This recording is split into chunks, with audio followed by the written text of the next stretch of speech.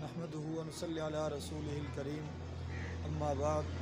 محترم ناظرین و سامعین، جیسا کہ آپ حضرات کو معلوم ہے کہ ہمارا ایک سلسلہ اور سیریز چل رہا ہے حقوق العباد کے حوالے سے، کہ حقوق العباد کے اندر کون کون سی چیزیں ہیں، جس طرح اساتذہ کے حقوق، طلباء کے حقوق، علم کے حقوق، پڑوسیوں کے حقوق، والدین کے حقوق، یہ آپ کی گوش گزار کر چکے ہیں۔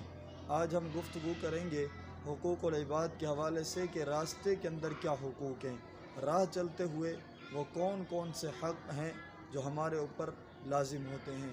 تو یاد رکھیے گا کہ حقوق العباد کے اس کڑی راستے کے حقوق میں سے ایک حق یہ بھی ہے کہ سب سے پہلے راستے چلتے ہوئے ہمیں اپنی نگاہوں کو نیچے رکھنا چاہیے۔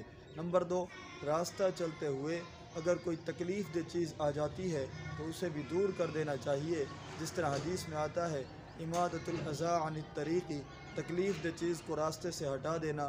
نمبر 3، اسی طرح راستہ چلتے ہوئے اگر آپ کو کوئی سلام کرتا ہے تو اس کے سلام کا جواب دینا بھی ضروری ہے، یہ آپ پر حق ہے۔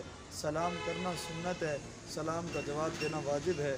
راستے کے حقوق میں سے ایک حق یہ بھی ہے، راہ چلتے ہوئے آپ نیکی کا حکم کریں، امر بالمعروف کریں، نہی عن المنکر کریں، اس حق کو بھی اپنے اوپر لازم کریں۔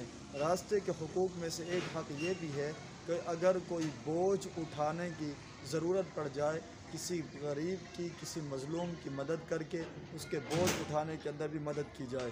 راستے کے حقوق کے اندر ایک حق یہ بھی ہے کہ اگر کوئی مظلوم آپ کو راستے میں مل جاتا ہے تو اس مظلوم کی مدد کرنا بھی اس حقوق میں سے ایک حق یہ بھی آپ کے اوپر شامل ہے۔ راستے کے حقوق میں سے ایک حق یہ بھی ہے، اگر کوئی شخص راستہ بھٹک جاتا ہے تو اس کو راہ دکھلا دینا، اس کو راستے کی رہنمائی کر دینا، یہ بھی حق ہے جو ہمارے اوپر ایک بحیثیت مسلمان یہ ذمہ داری لازم ہوتی ہے۔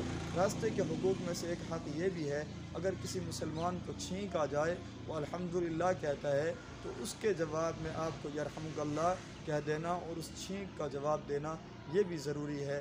یہ آج آپ کے سامنے ہم نے راستے کے حقوق بیان کیے۔ اللہ تعالیٰ سے دعا ہے اللہ تعالیٰ ہمیں عمل کرنے کی توفیق عطا فرمائے۔ جزاکم اللہ خیر۔ السلام علیکم ورحمۃ اللہ وبرکاتہ۔